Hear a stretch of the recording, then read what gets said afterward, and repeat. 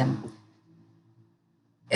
Si bien nosotros empezamos a hablar del impresionismo ahora, porque en realidad hay un grupo de artistas surgidos después de Manet que en un momento determinado adoptan como grupo este nombre.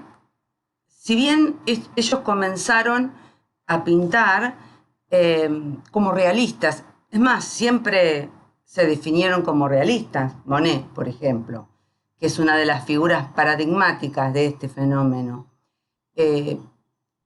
por su relación con lo visible, con el que ahora vamos a analizar, con el mundo de lo visible y con los contextos que ellos representaban. Lo tomaron a este nombre en la primer muestra, otro de los... son los testigos de un montón de cambios que se van dando en París, y aparte son partícipes de ese fenómeno que se va dando en París. Después de la nueva traza de la ciudad, bueno, empieza como un gran fenómeno inmobiliario y aparece la figura del marchand. Ellos también cuestionaban el salón, porque en el salón seguían ingresando las obras académicas, como habitualmente el salón representa ese gusto aristocrático, noble. Y ellos estaban buscando, pero es que ya lo vimos, romper con eso, como lo vimos en Manet. En Manet, tal vez, deconstruyendo los géneros artísticos y fundando otro tipo de espacio. Vimos que había relación con el arte japonés, que lo vimos la semana pasada, había relación con algunos usos de los indicadores de espacio, con la línea negra. Bueno, todos estos fenómenos continúan, el arte japonés continúa siendo una influencia, hasta el Art Nouveau. O sea que lo vamos a seguir viendo, cómo vamos a seguir percibiendo elementos que partieron del arte japonés, de las imágenes, las estampas japonesas. Pero en el impresionismo, en los artistas impresionistas, fundamentalmente en la figura de Monet, es decir, Manet también trabajaba con su mundo contemporáneo, pintaba mujeres reales, o sea, jugaba con los géneros y con estilos compositivos de obras consagradas, y a la vez lo llevaba a un motivo absolutamente contemporáneo de su momento. Estos artistas, Monet, fueron rendidos admiradores de la obra de Manet, a la cual seguían y miraban, digamos, estaban atentamente. Después tuvieron relación y se vincularon estrechamente también con Degas. Por eso en la primera muestra que hacen, la primera muestra llamó Gran Muestra Realista todavía, porque en esa muestra un crítico, denostando la actitud, los denomina esos impresionistas. Pero bueno, la crítica era un valor en sí mismo. En este periodo se escribió mucho más que nunca sobre arte, y el historiador y el crítico de arte se convierten en personajes influyentes. Sabemos que el crítico de arte tiene importancia en el contexto de arte hasta el siglo XX, entrado el XXI, importancia así relevante, y no sé si hoy no tiene también ese gran peso en el campo del arte. Pero en este momento es como, inclusive de Manet, parece ser que el público necesitaba guías para asistir a una exposición, a las exposiciones realizadas en París desde 1870. Y esta generación supo que hasta una crítica hostil era mejor que ninguna. El tema es que se hablara para empezar de la obra, para tener dónde debatir, con qué debatir o con quién debatir. Denvir, este libro que yo les voy a subir sobre el impresionismo, lo define como el fenómeno más importante dentro del campo artístico desde el Renacimiento. Fenómeno que sustituyó el enfoque basado en las ideas sobre la naturaleza por otro perceptivo basado en la propia experiencia. ¿Se acuerdan que nosotros vimos, inclusive en los primeros realistas, la empiria? Pero también había un fenómeno de conocimiento, ¿no? de la naturaleza, de estudio de la naturaleza. Eso es sustituido por la experiencia directa de enfrentarse a su motivo y representarlo de acuerdo a las condiciones objetivas en que era visto, digamos, las condiciones de luz. Rechazó la idea de una realidad supuestamente estable por la de una realidad transitoria. Este concepto que lo afianzan los impresionistas, tal vez nosotros ya lo veíamos en Degas, cuando veíamos estas escenas como cortadas, bailarinas sin cabeza, se veían solo las piernas, estas escenas como que era un instante fotográfico, una cámara que pasó y tomó nota de ese instante. Esto también habla de una realidad transitoria, de un momento. Por lo tanto, es decir, nunca una ruptura se da desde la nada, siempre está montada en una sucesión de búsquedas precedentes que tal vez en este momento la llevan hasta sus últimas consecuencias.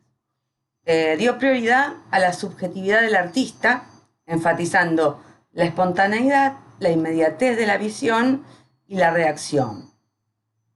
Formuló una doctrina realista aplicada tanto a la temática como a la técnica, evitando lo anecdótico, lo histórico, lo romántico, y concentrándose en la vida de su propia época. Cuando recordamos a la primera tendencia realista, la de Courbet, un realismo social, enfocado en mostrar eso que no era visible, ¿no? Por lo menos en el arte, en la pintura, también cuando lo vemos desde Manet o desde Degas, nos damos cuenta también de cuán romántico e idealizado eran sus motivos, a pesar de que el tema era absolutamente fidedigno con la realidad y con mostrar el sujeto trabajador de las clases más oprimidas y expulsadas de la trama social. Pero también hay una anécdota, digamos, hay algo que se dice con todo esto.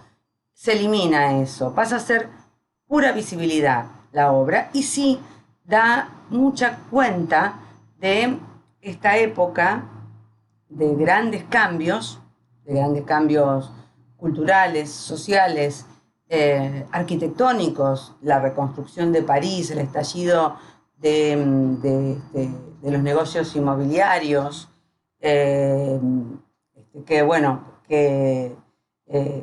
también aparte del boom inmobiliario, hay una nueva cantidad de gente adinerada que quiere participar, o sea, nuevas fortunas que necesitaban, para participar del consumo de estos bienes simbólicos, de cierto asesoramiento, es decir, alguien que fuera un entendido del tema, y esta es la figura del marchand, muy importante en este momento, porque los libera de la presión del salón, de que sea solo el salón el espacio legitimador. Bueno, ya vimos que la crítica, hemos visto con Solá, que es el crítico que está vigente en este momento. Después, dio visibilidad, también este fenómeno da visibilidad histórica a los cambios que se produjeron en toda la cultura europea, como por ejemplo las teorías del color del químico Eugène Gevrel, que se publicaron antes de que los impresionistas comenzaran a pintar, aunque no se habían aplicado todavía en el arte, iniciando un camino en que los científicos y los artistas se mueven en la misma dirección para el descubrimiento, en este caso, de que los colores no eran, como habían creído Leonardo y Alberti, realidades inmutables, sino por el contrario que dependen de la percepción individual y que forman parte del universo de la luz. Ahora, esto ya lo estaba trabajando un artista en Londres, que lo hemos visto, que es Whistler. Los nocturnos de Whistler, lo habíamos visto, están también subordinados a las condiciones lumínicas. Si bien los impresionistas eran con la luz del sol, o sea, la pintura plein air, pero vamos viendo cómo en Whistler estas condiciones lumínicas disuelven el motivo en manchas cromáticas, en una mancha suave, aguada, no hay la pincelada que vamos ahora a ver en los impresionistas. Y este es el que causó tan mala crítica de Ruskin, el nocturno en azul y oro cohete cayendo, que dijo que parecía que un mono se había ensuciado la cola y pasado arriba de la tela, una cosa así, una crítica absolutamente, bueno, subjetiva, no habla de nada de la pintura. Y obviamente no hay poco reconocible en esta obra, salvo las sensaciones lumínicas de fuego artificial y de la noche. Bueno, y como decíamos, también la inmediatez, lo que no es estable sino transitorio, también lo veíamos en Degas. Como vemos en esta imagen, espaldas, todo en movimiento, los pies de las bailarinas, la figura que no aparece, es como alguien que pasa por la puerta del balcón de teatro y ve esa imagen caminando. Recuerden que también, como en los cuadros de Manet, lo cercano y lo distante se conjugan y ubica al artista como testigo de su tiempo, tratando con las cosas que cualquiera podía ver. Degas, al igual que Manet, traslada estos temas objetivos al mundo subjetivo del arte. Esta es otra de las obras muy conocidas de Degas que hemos visto, las piernas de las bailarinas. Y esta obra da cuenta también de una rapidez en la factura, en la factura pictórica, de una búsqueda de algo tan liviano como el humo de las locomotoras y tan transitorio. También tenemos que recordar que en esta época, es decir, todavía no había medios de transporte rápidos y que el tren había posibilitado a mucha gente tener la experiencia de ver la realidad a 90 kilómetros por hora, más o menos, 80, 90 kilómetros por hora, que también había dado otra percepción sobre la realidad, distinta a los de los sujetos de principio del siglo XIX. Aunque ya había empezado esta movilidad, se fue acelerando. Los impresionistas, el grupo que lideraba Monet, instauran la pintura al aire libre. La pintura al aire libre se había dado en la escuela de Barbizon, pero ellos después retocaban en los estudios, no eran fundamentalistas con la luz, con las condiciones de producción, sino que era, una forma de estar en contacto directo con su motivo, pero no necesariamente tenían que terminarlo o no podían tocarlo en el estudio, en el propio estudio. Hay otro elemento que facilitó hizo que esto fuera posible, que fueron pigmentos inorgánicos estables y el pomo, porque salían con caballete, una tela no tan grande y la valijita con las pinturas y los pinceles. sea que les permitía también un cambio tecnológico, les permitió también, hizo posible este tipo de pintura, la facilitó. Bueno, la pintura al aire libre, la idea de esta pintura es conseguir una relación precisa entre lo que se observa y lo que se pinta. Tiene una larga historia, se remonta al siglo XVIII, pero hasta la década de 1860 los pintores no comenzarían a valorarlo, no ya como un medio para obras que debían terminarse en el estudio, sino como un fin en sí mismo. Eugène Bodin, que fue el primer maestro de Monet, antes de que él se trasladara a París, quien pasó la mayor parte de su vida artística en la costa de Normandía, en vez de recrear hoja a hoja cada mínimo componente del paisaje iluminado por el sol, o sea, bocetarlo, ya sea en acuarela o en lápiz, eligió el efecto momentáneo y fugaz de los ojos parpadeantes, que es esto de mirar con los ojos entrecerrados. En estas excursiones didácticas también participaba Monet, fueron sus primeras clases, por eso no es extraño que fuera la técnica que asume después en París. Desde, bueno, su primera presentación en el Salón de 1859, en que Baudelaire las elogió, hacía marinas de Baudelaire. Las escenas de playa fueron bien recibidas por el público, que consideraba su técnica imprecisa apropiada para el encanto y la pequeña escala de estas obras. Sin embargo, este mismo enfoque ampliado a gran escala podía convertirse en una amenaza contra los cánones aceptados para la pintura de un cuadro. ¿Qué es lo que ocurriría con la obra de Claude Monet? El pintor que se transformaría para el público en sinónimo de la búsqueda y captura de una percepción instantánea del mundo visible. Vamos a ver cuáles eran las obras de Bodin. Y pensemos que en esta época su alumno todavía era Monet. Esta imagen, bueno, vemos ya la pincelada absolutamente suelta, desenfocada, temblorosa, como decían críticos. Lo que pasa es que, bueno, este tipo de paisajes solían resultar pintorescos, que con esta imagen, recuerden, decimos algo que no es amenazante, una relación armónica con la naturaleza. Entonces, ver la tormenta, sí, la tormenta que se lleva las sombrillas, era una relación pintoresca. Son todas escenas de balneario, de una forma de sociabilidad que es muy nueva. Que la gente se junte en un lugar para tomar baños con menos ropa de la habitual, aunque tenían mucha ropa, la ropa de baño todavía, no era usual un par de décadas antes.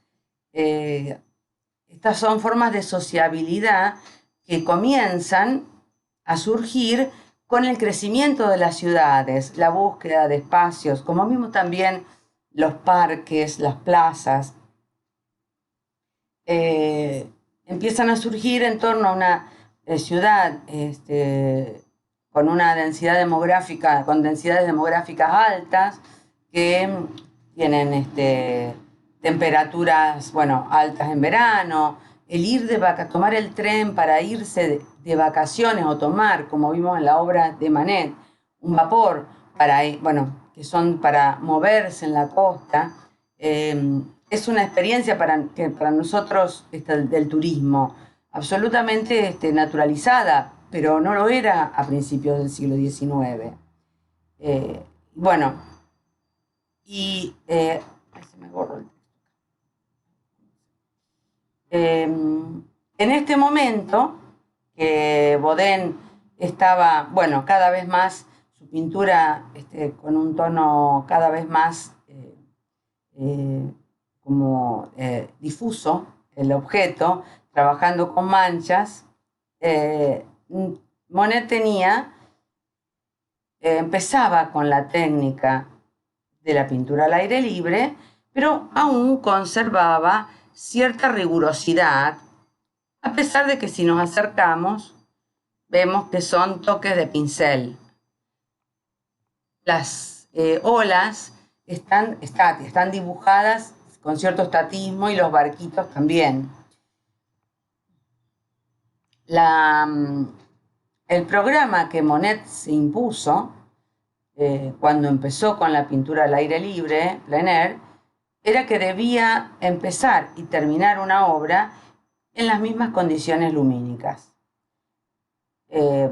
Por eso con el tiempo llegó a tener, hacer como pozos y tener con roldanas, donde, bueno, baja, porque eran grandes, cuando empezó a ganar escala, y si se tenía dos obras, iba alternando, si pasaba una nube y tapaba la luz, seguía con la otra, o sea, tenía que ser en las mismas condiciones lumínicas, como fue el más riguroso, el que más rigurosamente se paró en este programa. En la muestra de los realistas, en la primera muestra, hasta muestra de Degas, que ya venía trabajando y su búsqueda era otra. Degas tenía problemas con la luz, el exceso de luz, una especie de fotofobia, o sea que nada más lejos de Degas que la pintura al aire libre. Caro, si vos encontrás que querés hablar de la estructura compositiva de mientras haya algo para decir, estoy... ¿eh? Sí, sí, sí. No, Después no va a haber em, casi estructura compositiva, pero al principio todavía vemos un ordenamiento, en este caso horizontal, de 3 franjas horizontales, usa el color, mucho cromatismo en el primer plano y quebrados en el segundo y el tercer plano, y después las dos banderas hacen 2 ejes verticales que arman la trama donde se sostiene la composición, igual que esta diagonal que se conecta con esta línea recta, toda esta otra línea, todas estas estrategias son estrategias compositivas que paulatinamente va a ir abandonando en función de representar tal como se ve, es decir, con la luz. Él va, digamos, también va a ir haciendo propio este programa que él se impuso. A pesar, bueno, de la libertad en la pincelada, que ya vimos que la trabajaba con su maestro Baudin. Y, a ver.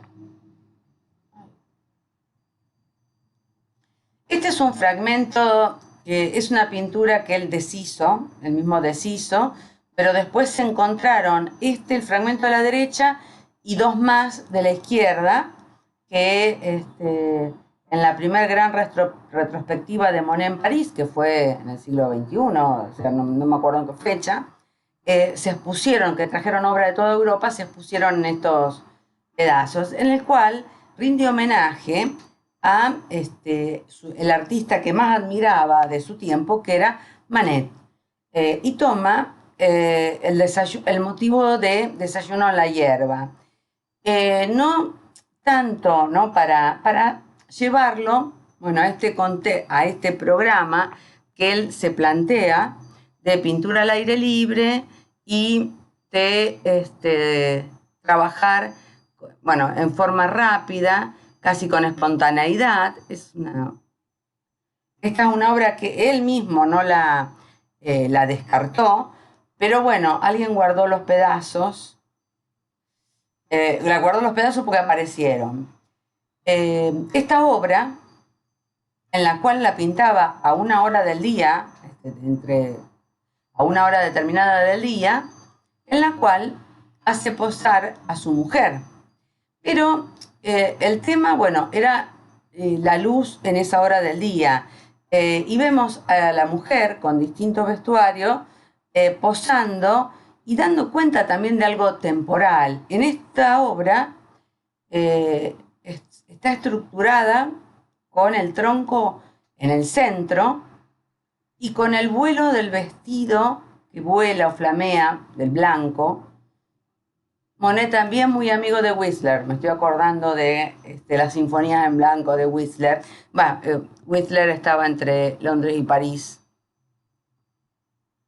y darle, bueno, esta idea de algo fugaz. Las obras eran muy trabajadas en realidad por él todavía, pero la idea que queda es una imagen volátil, donde el tiempo se sucede y siempre, guardando siempre las mismas condiciones de luz, que serían entonces, las horas de las 11 a las 4, una hora de sol intenso, eh, casi cenital. Eh, bueno, había los temas que estamos viendo en Monet también son temas de la tradición pictórica. Las escenas que decíamos, bueno, hay el esparcimiento al aire libre, esto era un jardín, pero en las plazas, que pasa a ser tan relevante en el contexto de una ciudad urbanizada y muy poblada, había sido un tema desde las tradiciones rococó. Por ejemplo, vemos Watteau, lo que pasa es que son bueno, es otras clases sociales, es el divertimento palaciego, hablan de burguesías medio altas, pero no es nobleza. Por ejemplo, 1715, la mandolina, siempre, bueno, los picnics, esos bodegones. Para la misma época, ellos están estudiando, Renoir y Monet, en el estudio de Gleire. Carolina, ¿me equivoco? ¿Eran alumnos en París de Gleire, el taller de Gleise? De Glair, sí. Sí, que Exactamente. ahí se conocen, ¿no es cierto? Sí, no, pensé que sí les iba a decir algo por eso. No, sí, se conocen ahí. Por eso. Lo puedo corroborar. No, se conocen en el taller en el taller, pero ellos creo que eran Gleire, no Porque Couture, que era el otro. Gleire, sí, como decimos, Gleise creo que es otro pintor. ¿Qué sabe qué del cubismo? Ay, me acordé. Ah, sí, tenés Gleise con razón. Z. Gleire era. Este es R, Sí, Gleire. Gleire. Glaire, sí. Se conocen, bueno, con Renoir, que eran dos jóvenes, también ambos estaban estudiando arte en París, subvencionados por sus familias con una pequeña renta mensual que los ayudaba a pagar, bueno, los talleres, donde los hacían dibujar todavía. El taller era muy académico, no, ellos entraban con ganas de pintar, pero no se les permitía pintar, por lo menos no hasta completar el proceso que marcara el maestro. Decíamos que la sociabilidad, las formas de relación habían cambiado, que ya se habían incorporado, por ejemplo, los lugares de vacaciones o lugares para tomar baños en verano, las plazas, los parques, con música. Esto era una parte de la vida social. Inclusive se van incorporando parques que son dirigidos a las clases medio, digamos, a otras clases sociales. No son parques únicamente para la alta burguesía o las clases medias altas. Que dan también cuenta de lo efímero. Nosotros ya lo habíamos visto en Degas, pero hay algo, y también lo vimos en Manet con el concierto en las Tullerías, que recordemos que es el artista admirado y muy estudiado por estos jóvenes pintores, donde aquí también todos los personajes están en su propia vivencia, los que están bailando, los que están conversando. El espectador no es importante. Todos estos están mirando hacia el lateral el lateral derecho o hacia la parte trasera del cuadro. El único personaje que parece estar, no, tampoco está mirando. Cada cual está en su propio mundo, en su propia vivencia de este día, de un día cálido, con sol, y en el cual también retrataban esta vida, esta nueva sociabilidad parisina. Por eso son los artistas que dieron cuenta de su tiempo en distintas formas, digamos, de su contexto en distintas formas. Bueno, Renoir es otro de los grandes pintores de este periodo que tomó el nombre de impresionismo. Ellos empezaron considerándose realistas, porque iban a un lugar con el caballete, se plantaban y pintaban eso que veían tal como lo veían, sin incorporar emociones propias o ideas o preconceptos. No había ni moral ni ningún tipo de juicio implícito. Era tal lo que se ve o tal como lo ven. De todas formas, vamos a ver que el más constante fue Monet en este programa, y si bien en todos vamos a notar la inmediatez, la factura rápida, la pincelada gestual que se va notando, incorporan, bueno, la línea negra ya la habíamos visto en Manet, la línea negra, pero van incorporando las sombras con negros de color, o sea, con el color complementario, para dar mayor vibración a la pintura. Inclusive el uso de este contraste intenso entre los complementarios como un elemento, digamos, importante. Bueno, en este cuadro el blanco de color domina. Algo que decir de los contrastes, que este año no dimos, Caro, de las formas de contraste. No, bueno, seguramente lo vieron en teoría del color, pero está bueno que lo sepan, ¿no? Que ustedes tienen un primario y su secundario restante. Ustedes tienen 3 maneras de llegar a hay 3 quebrados posibles, que son el ocre, el sepia y el siena. El ocre se arma con amarillo y violeta, el siena con rojo y verde, y el sepia se arma con azul y naranja. Ahora bien, una vez que eso es como usando 50% y 50% de los dos colores. O sea, 50% del secundario y 50% del primario. Ahora, si uno tiene en cuenta las claves de los primarios, o sea, decir, la clave más baja es el amarillo, la clave más alta es el azul, a medida que le vas agregando ese azul a ese contraste de complementarios, te vas acercando al negro. Y hay otro elemento que es importante en esto, es que pues, si ustedes ven este cuadro de Renoir, hay como en el blanco de colores, como que es un blanco de color azul.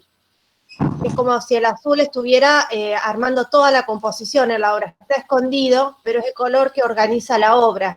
Es como que siempre en la paleta de los impresionistas, ellos usaban 14 colores en sus paletas, y siempre uno era el organizador de toda la paleta. Eso es por ahí súper interesante. 14 colores establemente usaban. Claro, usaban 14 colores y siempre había uno que ordenaba la composición.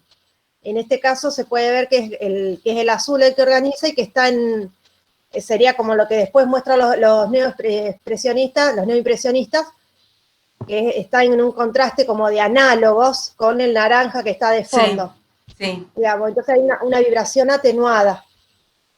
Sí, aparte a muy alto, muy alta, en clave muy, muy alta, salvo, bueno, algunos detalles, y el plano, el señor con los impertinentes, que está espiando a alguien. Otra de las cosas del teatro, de la vida en el teatro, con eso de espiarse, a ver quién vino, a ver qué tiene puesto, a ver con quién está.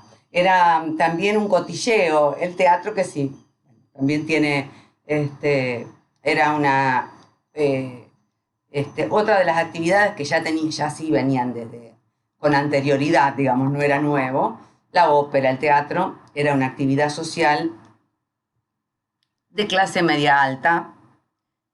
Bueno, acá lo vemos con los impertinentes. Bueno, esta pintura que está en clave alta, bien alta, vamos a ver dónde se produce. Por ejemplo, acá. Acá se ve bien el contraste del blanco, un blanco de color también. Recuerden que Whistler trabajaba todo en blanco, o sea que usaba muchos blancos de color. O sea, eso Whistler lo había experimentado. Y cómo juega con este fondo que está quebrado con naranja, igual que en la cara, los ojos, el pelo. Esto fue casi riguroso, digamos, el blanco o el negro, casi como que no, casi que forma parte del programa, el que no estén presentes. También de Renoir, el almuerzo de los canoeros. Bueno, es decir, son actividades de domingo, salir a un parque, bueno, a la vera del Sena, a tomar un bote para pasear, vemos que también acá hay como distintas clases sociales. Acá hay un dandy, hay clases medias, hay, bueno, los canoeros, el almuerzo, digamos, da cuenta también de otras formas de la sociabilidad urbana, de las formas de esparcimiento, que se suman a las que propone la ciudad con sus galerías, cafés, los espacios nocturnos como el Moulin Rouge, por ejemplo, formaban parte de la vida, de la cultura urbana, de la cultura de un sujeto urbano, con sus mascotas. Volvemos y si analizamos la composición nuevamente, vemos que hay verdes y hay amarillos, como ese contraste, siempre buscando ese contraste que da una ilusión o una sensación, despega del fondo a su motivo, lo despega porque, como sabemos, bueno, hay los colores más saturados se adelantan perceptivamente.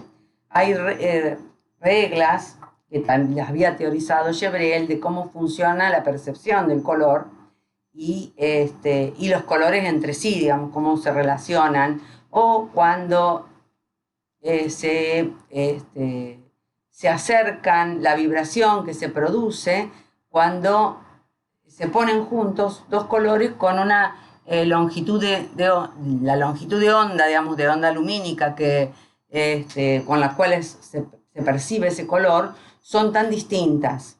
Bueno, como los fríos y los cálidos. Los cálidos son colores que también se adelantan, los fríos son colores que perceptivamente se retrasan, o sea, van para atrás. Bueno, esto ya también lo habíamos visto.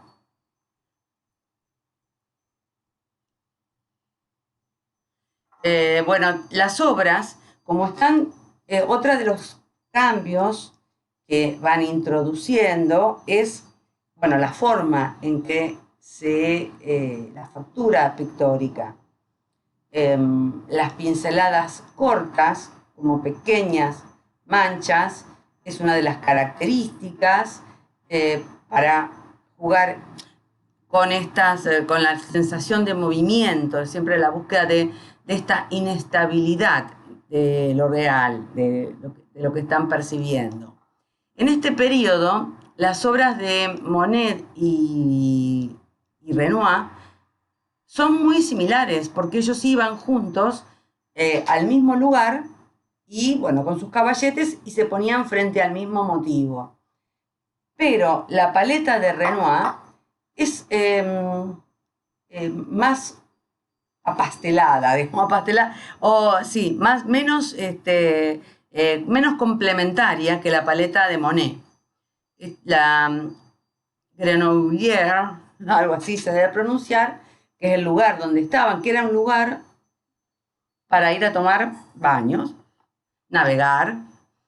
Vemos acá los trajes de baño de la época, que eso era de poca ropa. Bueno, vemos la paleta de Monet, ya tiene una intención mucho más complementaria que ahora vamos a ver la de Renoir. Pero bueno, nuevamente estas pinceladas cortas, que en un primer momento, o sea, si uno se acerca mucho, la pintura se divide en sus pinceladas. Hay una distancia para verla en la cual se ve el todo como organizado, como el paisaje que están pintando. Que es una superficie tan agitada y fragmentaria como los barcos que en ella se balancean. Y esto es el mismo motivo en Renoir. Renoir termina siendo un gran retratista muy solicitado, con muchos encargos. A él le interesaba mucho la figura, más que la naturaleza, digamos. Le interesaba mucho la figura. Y vemos que los colores, si bien hay un contraste de complementarios, no es tan intenso. Juega más con los blancos de color, inclusive acá hay azules y verdes, o sea, hay muy pocos elementos que marquen este gran contraste. Está en el bote que está a la izquierda, tal vez en la base de los árboles, que forman una línea horizontal, que junto con el plano vertical del árbol, del tronco del árbol, y el bote donde está la gente conversando en lo suyo, y la planchada, hacen este recorrido de estructuras que le dan algo de solidez a una pintura que si no se desarma el motivo, que desaparece el motivo. Bueno, esto es lo que le decía recién, que en un principio sorprende el parecido de los resultados obtenidos por dos artistas de temperamentos personales y estéticos tan diferentes. A esto también hay que agregarle que si bien hay distintos artistas que exponían como los impresionistas en las muestras impresionistas,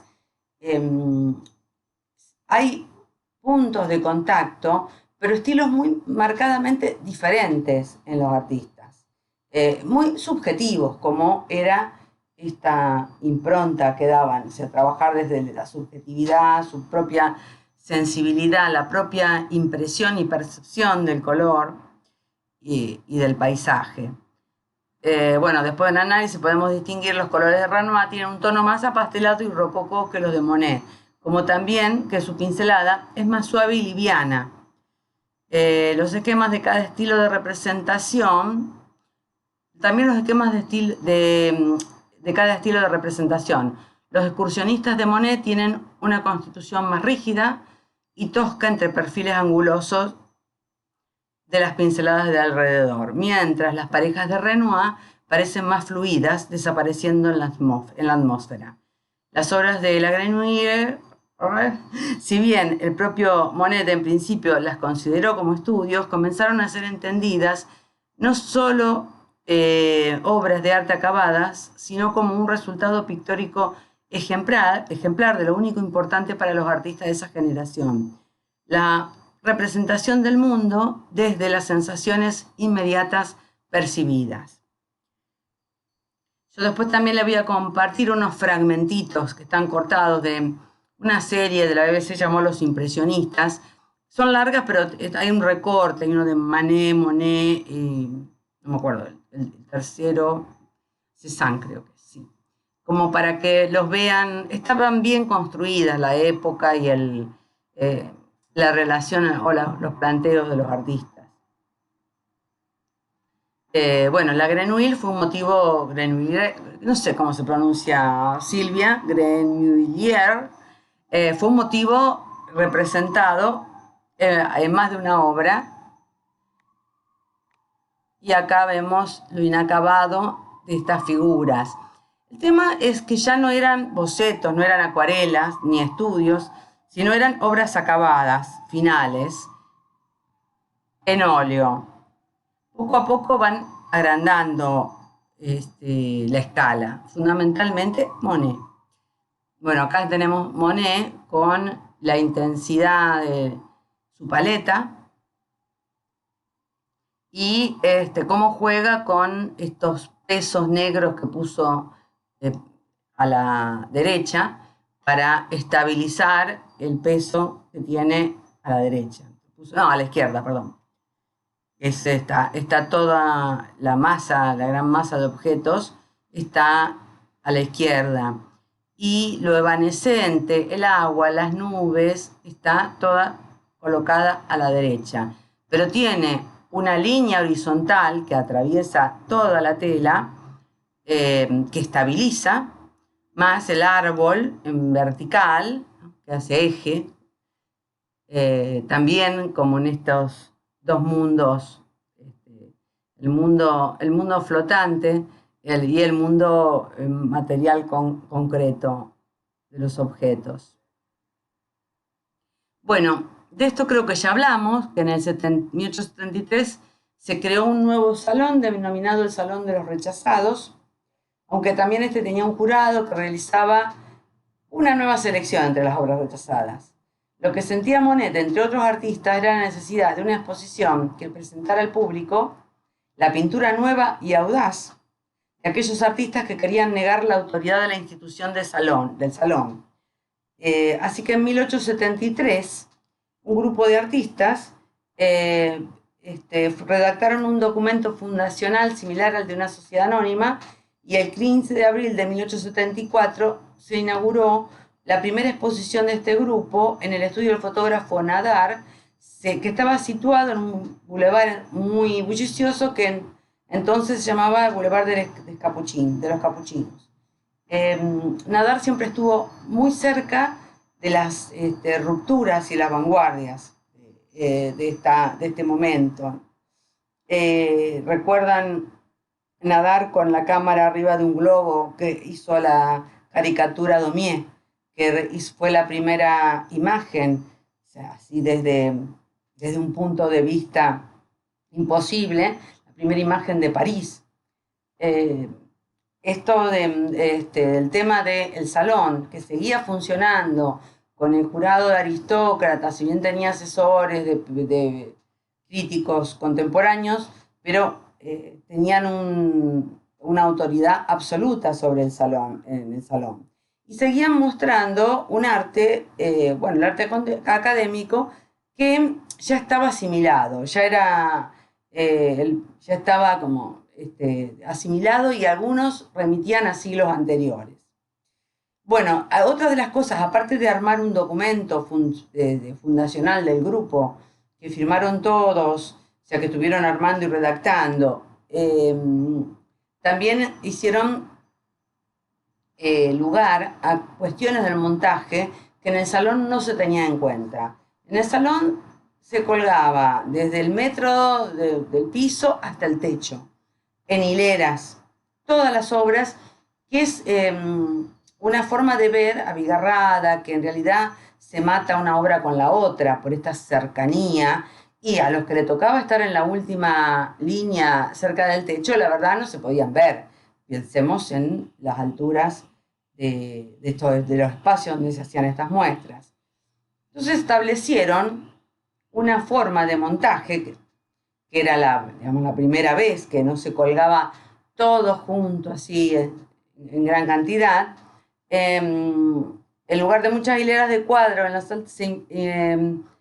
que implicaba que los artistas menos favorecidos fueran colgados en la parte superior y por lo tanto prácticamente invisible, esta exposición presentaba las obras en orden alfabético y en dos hileras, con los cuadros más pequeños en la parte inferior.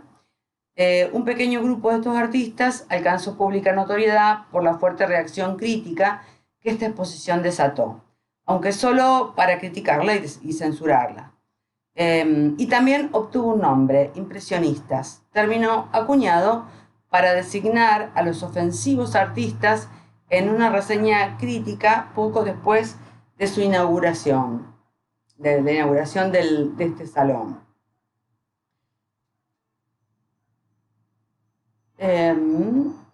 Bueno, hay otro.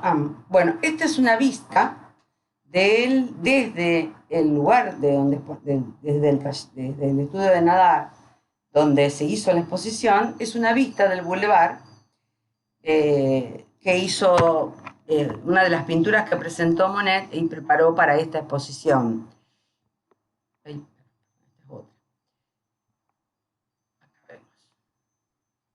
bueno, si uno se acerca a la pintura,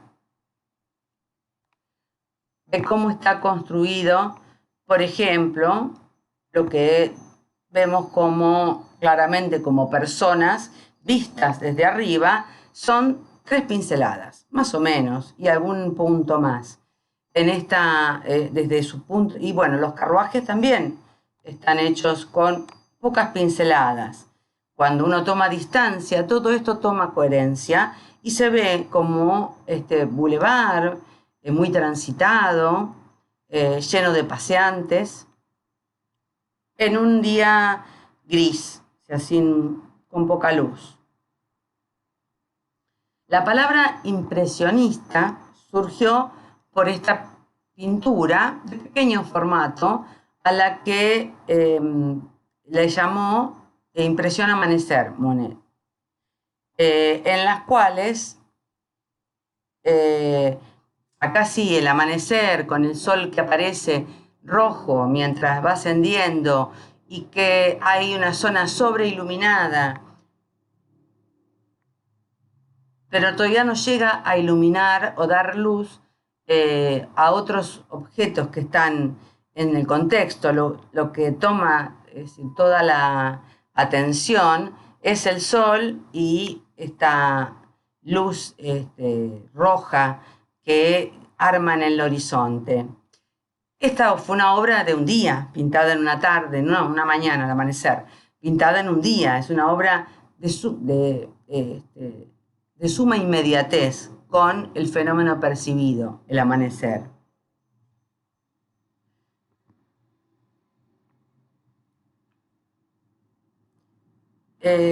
Esto, bueno, Pizarro también mostró en la primer muestra de los impresionistas. Pizarro tuvo, bueno, como fue longevo y había empezado antes, era más de la generación de anterior, digamos, estaba exponiendo ya hacía más de una década Pizarro cuando se hace la muestra esta muestra del grupo que llamaron los nuevos realistas originalmente.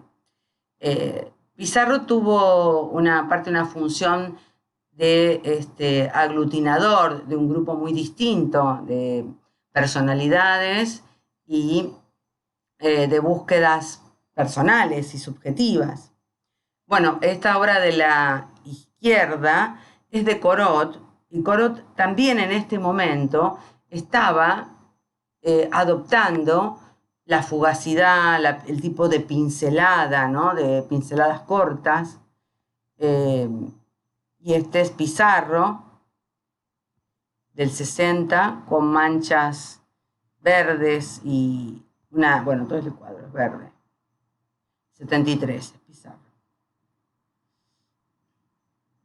74, el año del año de la exposición, donde, bueno, lo mismo, vemos una y otra vez cómo se busca construir una estructura desde los elementos de la naturaleza, los árboles, la casa, que tiene una estructura geométrica que dé estabilidad a todo lo demás que está en un movimiento de pequeñas pinceladas.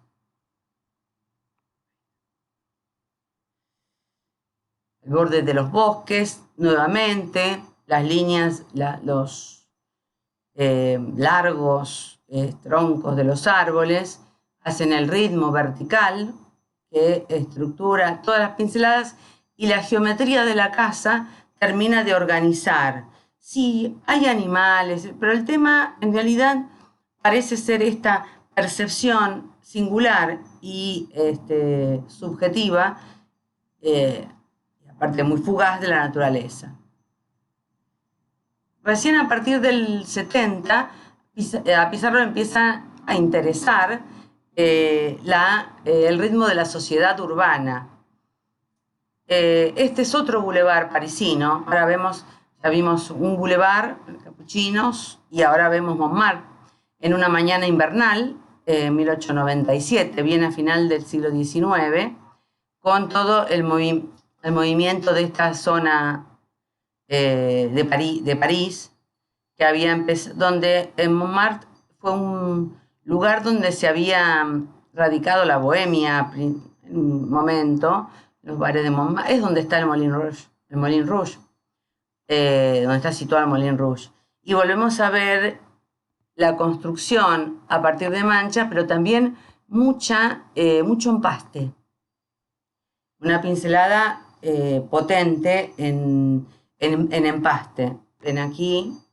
Esto también, cuando vemos la fecha, 1897, vamos a ver también a la obra después, cuando vayamos a postimpresionista. Este artista empezó temprano, estaba pintando en el 60, y cuando pasó por el realismo, el impresionismo, y cuando están los postimpresionistas, neoimpresionistas, él sigue pintando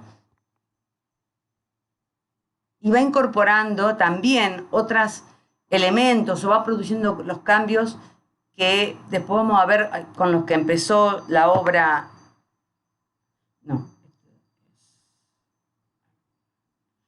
Con la que empezaron la obra, por ejemplo, de Van Gogh. Otra imagen, desde una ventana, pintar París desde la ventana, desde el taller o desde un taller, lo vamos a ver hasta Delaunay, en el orfismo, en el siglo XX, con las primeras imágenes de la Torre Eiffel, también desde el lugar del taller, mirando la ciudad, que era el gran motivo. Era un motivo que aparte era nuevo, porque se había reconstruido, la ciudad era totalmente distinta, o sea que era un motivo fascinante. Acá vemos un acercamiento donde el piso mojado, ahora vemos las pinceladas que arman una trama entre un valor más alto, un valor más bajo, un valor más saturado, uno más desaturado, igual que los toldos de los negocios, con las rayas rojas, que son muy gestuales, y también las líneas de la arquitectura son rápidas, fugaces, como un momento. Este momento es un segundo y va a pasar, o sea que tiene que terminarlo. Este es el mismo bulevar que vimos antes, pero de noche, donde vemos el alumbrado público.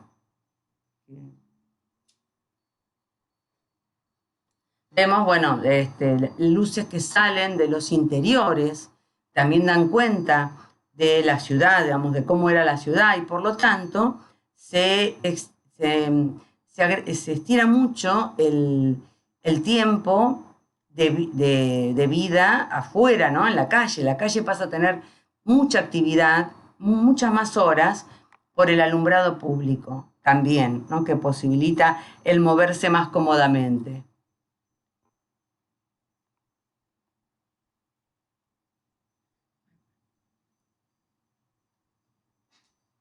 Volvamos a Monet, que es, bueno, dijimos, el más consecuente en este programa y el que más se dedicó casi toda su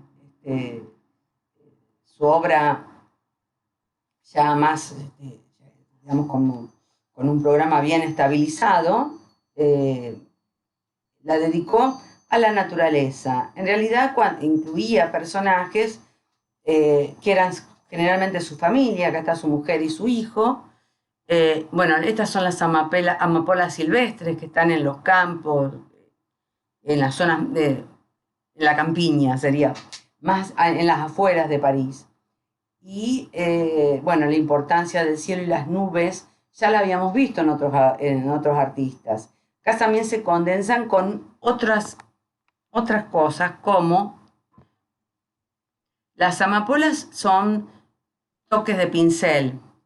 Él empezó pintando en el transcurso de una tarde en el cual estaba su mujer y su hijo en una posición que después cambiaron. Entonces él los volvió a pintar. ¿Ven? Están acá y están acá. Los volvió a pintar. Ya después de la actividad, estaban aquí y recogió flores y acá está con las flores en la mano, acercándose al borde. La figura de la mujer se mezcla con el fondo, casi.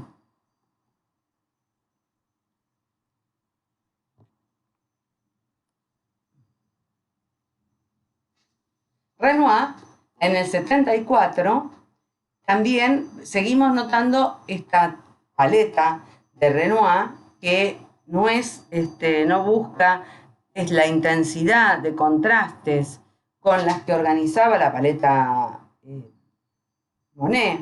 Fíjense, los amarillos con los azules, los anaranjados y los verdes, como es muy intensa la paleta, y el blanco puro muy poco aparece en la obra de Monet, solo necesario en vestidos, nubes, caso de máxima necesidad.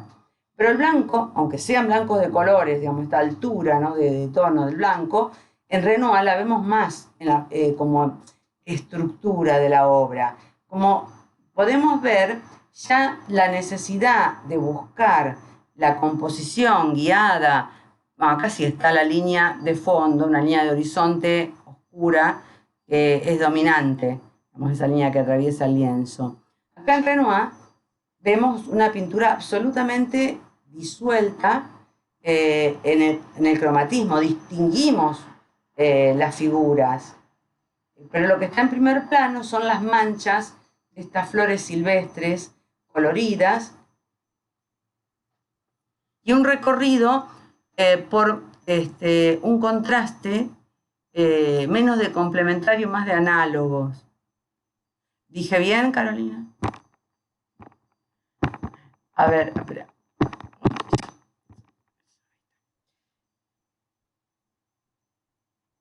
Acá está otra vez Renoir. Sí, Carolina, ¿qué ibas a decir? No, digo, para que les quede claro de qué se trata el contraste de análogos y el de complementarios, ustedes piensen en el círculo cromático. Si decimos que el naranja y el azul son complementarios, si se corren un grado del círculo cromático hacia un azul rojo, y el verde y el naranja mediano se corre un poquito hacia el naranja rojo o el naranja amarillo, ahí están trabajando con un contraste de análogos complementarios, porque no hay una complementación total. Eso, para que se entienda por ahí. El contraste es mucho más suave, digamos, el contraste visual de los colores es más suave. Acá también, es decir, hay una paleta mucho más cálida, pero de todas formas no hay un contraste en el plano cálido, digamos, con un frío muy intenso, un tono frío muy intenso. Nuevamente, si vemos cómo fueron puestas las pinceladas, ya tenía acá más empaste también Renoir. Vemos que son líneas, manchas, las líneas que indican también el movimiento que tiene la vegetación, los tronquitos, estos van armando, hay dos líneas, la línea de los árboles y la línea de horizonte, que es una oblicua, que también genera un cierto, rompe, digamos, con esta inestabilidad de los colores y marca una zona, compone con este gran sector saturado de color y el sector que es casi acromático, que está en el ángulo superior derecho. Siempre hay hay alguna estructura compositiva. Siempre, a pesar de la disolución de las formas y a pesar de la predominancia del color sobre el dibujo, para que funcione, hasta una pintura abstracta debe tener en cuenta cómo operan perceptivamente los tintes y las alturas y los valores para que la pintura sea visible como un todo equilibrado, armonioso. Volvemos a Monet. Un Monet que ya no está en la naturaleza, sino en uno de los objetos que ejercían fascinación en todos los primeros modernos, que era la locomotora. Él quería una atmósfera muy llena de vapor. O sea, su idea era pintar la locomotora, pero más que nada la atmósfera de una ciudad que pensemos que había chimeneas fabriles, locomotoras, o sea, que había como esta sensación de una atmósfera brumosa. Es un tema el que, ya empieza él a trabajar cuando sale de la pintura el plein air en la naturaleza, porque esto también lo pintaba en el lugar, la hizo cerrar un día para el pintar y que pusieran las locomotoras en funcionamiento para que tiraran este vapor, ¿no? Característico, ¿no? De las locomotoras de esta época. Nuevamente, hay una estructura porque la arcada del techo de la estación hace un triángulo central y hay dos líneas oblicuas que serían convergentes a la locomotora. Acá, a las locomotoras. Y acá. En segundo lugar están esos personajes, en segundo lugar de importancia. Su tema acá es la atmósfera o la visión en determinadas condiciones, como por ejemplo un ambiente, la luz, cómo atraviesa la luz el vapor o este humo de las locomotoras. Empieza a trabajar en series largas muchas veces. La de la estación de San Lazare tiene una cantidad de telas importantes y hay otros motivos a los que le dedicó muchas obras, trabajando en distintas condiciones de luz, en distintas estaciones del año, como para tener estos registros de cómo cambia el mismo motivo, visto casi desde el mismo punto de vista, de acuerdo a cambien las condiciones lumínicas, un día nublado, un día de sol, que sería, por ejemplo, entre la estación San Lazare anterior y esta. La Catedral de Rouen es uno de los motivos que tiene es una serie muy larga, en la cual él la representó, esto es al mediodía, con la luz que elimina cualquier detalle y pone, y las sombras son de un naranja intenso, anaranjado bien intenso, y el amarillo tiene de fondo un cielo azul transparente, un cielo celeste transparente. De esta no tengo, pero no la puse ahora, una placa donde hay 20 catedrales, una tras de otra, del mismo motivo, más o menos en el mismo punto de vista, pero en distintas horas del día y en distintas estaciones del año, lo que va a producir este cambio en la perceptivo muy dramático.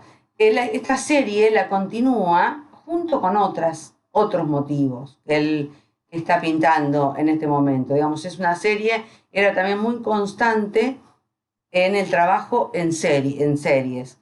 Todas juntas dan cuenta del fenómeno de cómo se percibe lo mismo, depende de las condiciones lumínicas. Pero su obra más conocida, y dado que él ya después se radica en esta casa, en las afueras, no me acuerdo el nombre, donde estaba instalado, que se hace construir un estanque japonés, donde siembra estas flores de loto, los nenúfares, Y tiene también un puente japonista, pasa a ser su motivo hasta el final de su vida, este estanque, y bueno, y lo que serían los fondos de su casa.